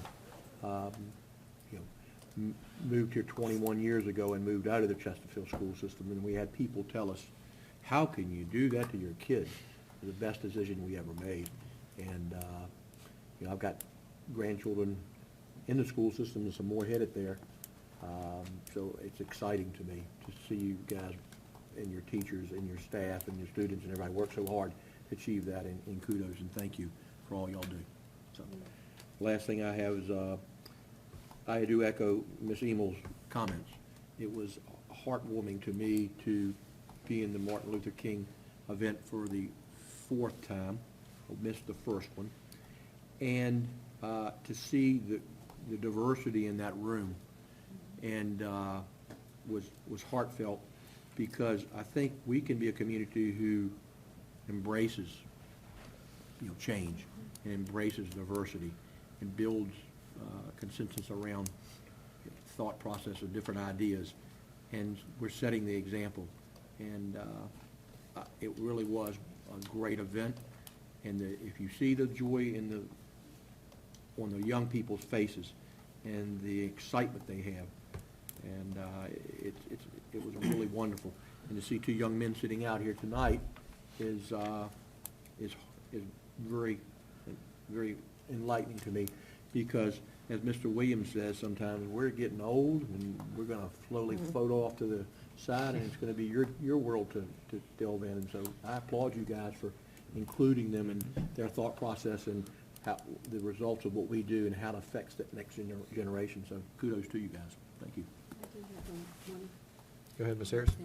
I just want to take this opportunity to thank my colleague, Ms. Emall, for working so hard at the Martin Luther King Day. She did not stop the whole day. She was like, I think she did everything.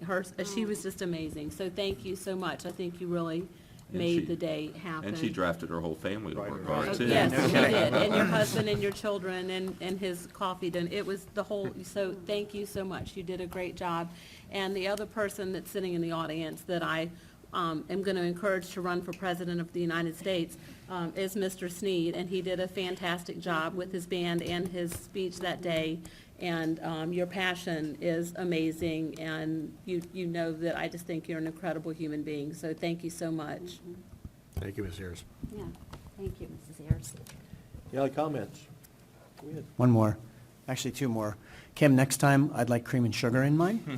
And then, no, thank you very much, you were very helpful that day, and I really appreciate it, I echo that. We got a big storm moving in, I think we'd be remiss if we didn't remind people, because we do live stream now.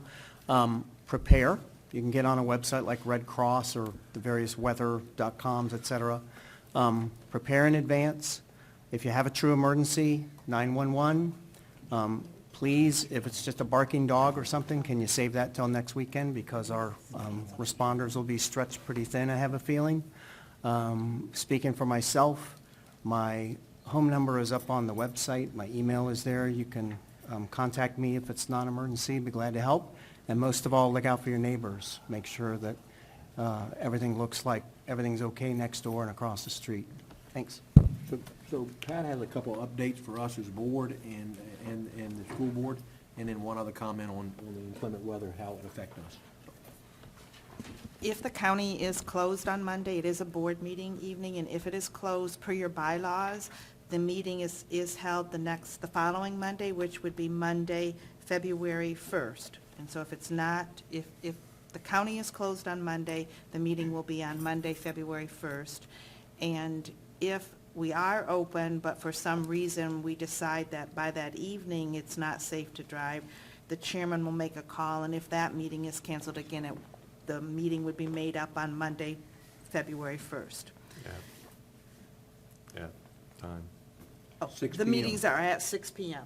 Now, Our meetings are at 6 p.m., and therefore the makeup meeting will also be at 6 p.m. And I wanted to remind everyone that a week from tonight, on February 3rd, there's another joint school board of supervisors workshop, and at that meeting, we will have a presentation on the joint transportation facility from the consultants that did the design. We'll have a presentation on the radio system and on the Sally Port, also from the people that design. And now, as Dr. Jones mentioned, Timmons will be in here to talk about the water issue for the transportation facility and for the new middle school. We'll also, if there is time, give you an update on the broadband initiative. And we are presenting the CIP to you on Monday night, and we just found out new information today on school enrollment, and we may have things wrapped into the CIP to address that, but we may not. So we know that that CIP is a document that may change, as you know, as it did last year, even after it comes forward to the Board of Supervisors. We've tentatively scheduled on Wednesday, February 10th, another workshop of the Board of Supervisors, and I understand Dr. Jones will be polling the school board, because they're definitely welcome to come. That's when our financial advisors, Davenport, will be in here and doing an analysis of bond funding. We'll also discuss, if the board wishes, county CIP projects. We already have previously scheduled on February 17th, Wednesday, a joint school board, Board of Supervisors workshop, where again, we'll be talking about funding the CIP and the bonding process. We'll have both our financial advisors and our bond counsel here in McGuire Woods. And tentatively, we're asking the Board of Supervisors at their meeting on February 22nd to consider adoption of the CIP, consider whether or not they would want to authorize bonds, and then budgeting, appropriating the bond projects. And we're doing that so that the schools will be able to follow that schedule of doing the school this year. So we understand that there's a lot of information that we need to get to you within the next month before you can make that decision. And we had a discussion today with Dr. Jones. Another reason why we are asking you to make the decision about the CIP prior to you considering your budget is because, as Dr. Jones mentioned, in his budget, he needs to know whether or not he is budgeting for the middle school or the current junior high school being open or being closed, and does he have to budget for different transportation depending on where students are going. So your decision on when you decide to do, or if you decide to do the new middle school, impacts Dr. Jones's budget for next year, the school board budget, which is why process is reversed this year. Usually you consider your budget and then you consider your CIP. The process has been reversed. But it also has been something that we talked about last year, how we'll be bringing forward to you in January all of the designs that you authorized us to do so that you could be considering your CIP earlier. Thank you, Pat. Questions? I have a question. Yes, sir. Being as we're going to be adopting the CIP before we adopt the budget, I'm just thinking out loud, you know, on issues about tax rates and things like that, when we won't have discussed that prior to adopting the CIP. That's going to be, a little bit, and I'm going to be generous, different in how we go about that. And I understand the reasoning for doing that so that the schools can go forward with their budget.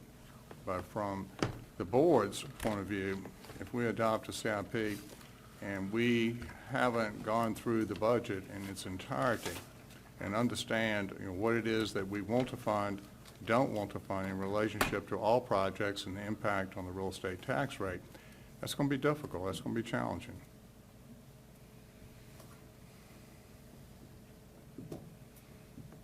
Okay, thank you, David.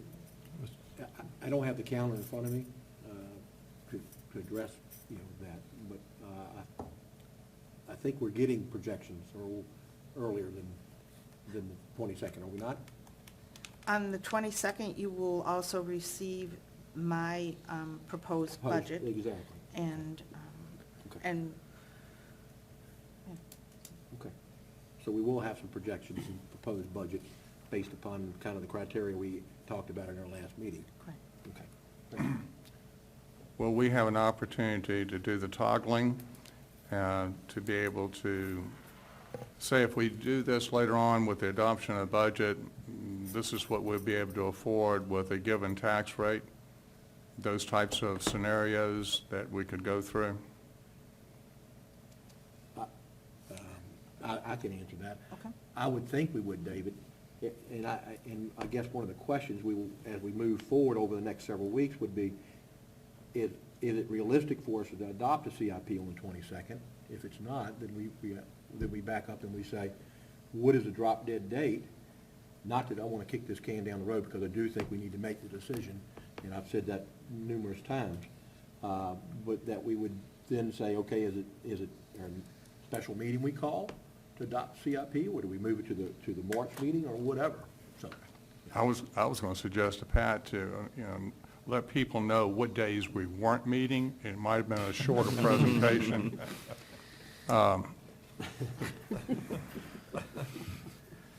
Eric, I understand your dilemma, with the budget and the scheduling and going forward. That makes sense.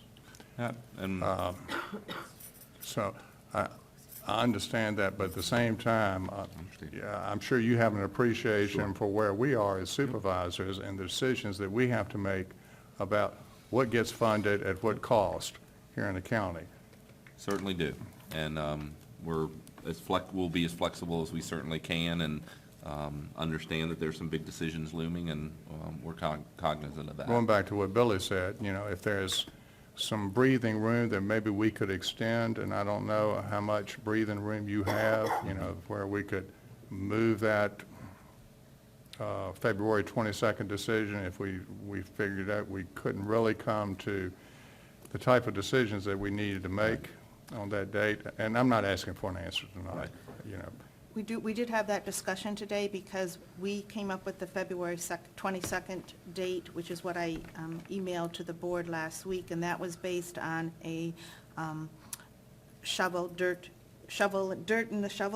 the dirt on July 1st, and we heard today, I found out this afternoon, that they would like to start construction September 1st. So we do have a little bit of flexibility. The February 22nd date was what we had worked with our bond council, is what we would need to do in order to have it be ready to start construction in July. So we do have a little bit of room, and I'll be, now that I have this additional information, working with bond council, and potentially we may be able to move that out to the last meeting in March for adoption of the CIP. So- It'd be But we helpful, won't Pat, if have- we had, after we meet with Davenport, we have what we had last year where we looked at, the different scenarios with, the impact of financing, what we would finance and what would be the impact, on the budget and the real estate tax rate. So that type of information would be helpful. Right, you've asked for that, and we've already had those discussions with Davenport, and Davenport is preparing that. Okay. In the CIP that I present next Monday, we'll be reminding you of the 8 different financing scenarios that you did go through, and I think you all remember that the very last one that you had, which, I don't remember the numbers now, I think it was a DA or DB or something, but that one did use 1 cent of the tax rate for the projects. So I just wanted to remind you all that, but we'll go through that next Monday, so. Perfect. Mr. Chairman, let me get some clarification on something, and trying to respect all positions on this. Whether we start construction in September or July, I don't think is the issue. The school board, in developing a budget, needs to know whether we're developing that budget for a new middle school or the old junior high school and Pocahontas Middle School to be in service. And our budget still has to be developed and approved, I think, around by the end of March. So I don't know that the construction date slipping really factors into when all these decisions have to happen. Hear you. Good And we point. hear you. Yeah. And we can understand. And so as we work through these meetings and calendar we have, I think we'll try to be as forthright in getting good data, and the data we need to roll our sleeves up and make a decision is going to be important. Thank you, Mr. I Chairman. don't think we're going to drag our feet. No, we're not dragging our feet. Going to Mr. Kunker's point, I know he wants information, but we want information as well such that we can make good decisions, because this is not something that you enter into lightly. We're talking about a lot of money that's in this CIP. And now, as recently as a couple board meetings ago, it was brought to our attention that we needed more fields. And, the prospect of, Fighting Creek Park Phase 2, you can rest assured that's not going to go away. So we've got, in my opinion, more needs than realistically we've got tax dollars and how we're going to fund everything. And we're going to have to figure out how we fund these things in a fashion which is prudent, that we are moving forward, we are addressing needs, but we have to do it in a fiscally responsible manner. So I understand where you're coming from, Jim. If I was sitting in your seat, yes, I'd like all the information I could get in a decision just as soon as possible. I'm in the other seat where I've got all these other things that I've got to consider and try to figure out and divine, how we're going to go forward, not this year, but over the next 5 years, and we plan for how we're going to finance and fund these projects. And I think we prioritize these needs as a group back in March of last year. So it's, I don't think we're not reinventing the wheel here. It's just a matter of, I think I have the utmost confidence that Pat is asking the right questions of Davenport, and that we've kind of asked the right questions. And so when we get our data, we'll roll our sleeves up and ask the right questions and make a good informed decision. So. Mr. Chairman, David, if it helps, this is probably how the bus garage got delayed for 28 years. Just throwing it out there. I have one more thing. Well, Matt, let me respond to Yeah, that. go ahead. Go ahead. I don't think that was the way the bus garage got delayed for 28 No, years, to I be don't- perfectly I don't candid. And I'm either. not going to go into the details on that one, but. I'm just being humorous. Priorities is the word, priorities. And every county would like to fund every need, and, Yep. you're going to have crowds of Yep. people for this cause and that cause, and that's the way it should be, but it's our job to determine priorities, and it's, well said, David. I have one more thing, and I know everybody wants to go buy their bread and milk and eggs and make French toast next week. Too late. But hey, by the way, for drinking water, you can melt the snow, just bringing that up. You don't have to buy out the shelves. Anyway, I went to a very interesting site today that I think everybody should know about. We're one of the 3 counties in the Commonwealth that's putting in solar panels. And I met with, down in the Hopewell area, I met with a representative from Dominion and one from Virginia Solar. And I actually toured, walked the solar panel field, and I was paying attention to a few things specifically because of some citizen concerns. One was wildlife, and they very much eased my fears there through fencing and mowing grass program that they do to keep the grass way down, et cetera, and the safety of the solar panels themselves. They don't get that hot. I actually felt them myself.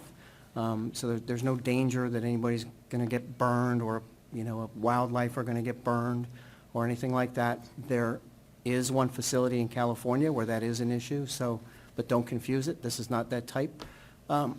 Also, environmental. We talked about grading of the ground and runoff off of these solar panels and what kind of chemicals leach and that kind of thing. We had discussion about that, and they set my fears kind of at rest there. There's really nothing in any quantifiable significance that's going to be an environmental issue there, it looked to me. Also, the construction, the noise of construction and the noise post-construction as these panels operate. During construction, I looked at the piles that they'll have to use a pile driver on. They're relatively small, and there's not much noise as they hydraulically push them in. Then there's a little bit of hammering as they do the final tap in. The bolts that they use are actually done by hand because they've got these digital meters on them that give them the right amount of torque. So they might initially put some on with a battery-operated wrench or power drill with an attachment, but very, very little noise. You couldn't hear it 100 yards away, and like I said, the actual tightening is done by hand, so there'll be no noise. So I was relieved at the construction noise end of it. These panels are about as big as this table where we're sitting. They weigh 35 pounds. I lifted one up myself today. So we're not talking about heavy equipment having to put these in place. The nuts and bolts are about as big around as my pinky, no bigger. So no, it's not going to sound like a NASCAR pit stop, is what I'm saying, all over the field. It's much quieter than that. And then lastly, when it's in operation, their field, it's down by the Philip Morris facility down there, theirs are static. They get what they get from the sun. Ours will actually be moving, so they will track at sunrise and move all day long till sunset, return to a neutral position, and then when the sun comes up, they'll continue that cycle. Those motors are DC motors, and if you know anything about DC motors, they're very quiet. The power itself feeding out of these panels is DC. They go through a transformer. There's some fans on those. They could not be heard from the parking lot adjacent to the facility. They put those in the middle of the entire facility, and they feed the cables into where this equipment with fans is located, and then they run a line back out to the power grid, basically. So I was very impressed with the facility, and pretty much all of the questions I had were answered to my satisfaction, I think to the satisfaction of citizens that have been asking some questions about this. So I'm very encouraged by this So project. you ready to now. vote on this tonight? So Dave, As soon as we discuss the bus garage, I'm Just ready. for clarity purposes, this has not been approved by the Board of Supervisors. It has been approved by the Right. Planning Commission. Right. It has not been approved by the Board of Supervisors. It's on the It agenda will be- Monday night. It will come to us on Monday night. The last thing I'll add is we did ask in this that there be a place, and Dr. Jones has met with Bill Cox from District 4 Planning Commission, an opportunity for the schools to come visit it for a learning experience, and I think it was a wonderful opportunity to be provided to them. So, but it has not been passed by the board, and we're not voting on it tonight, David. Thank you. No, we're not. We just want to make sure that's on the record. So, Mr. Chairman, I move that we adjourn. Please. I have a motion to adjourn. I'll second that motion. All in favor? Aye. Motion passes. Motion for the school board to adjourn. So moved. Is there a second? Second. All in favor? Aye. Motion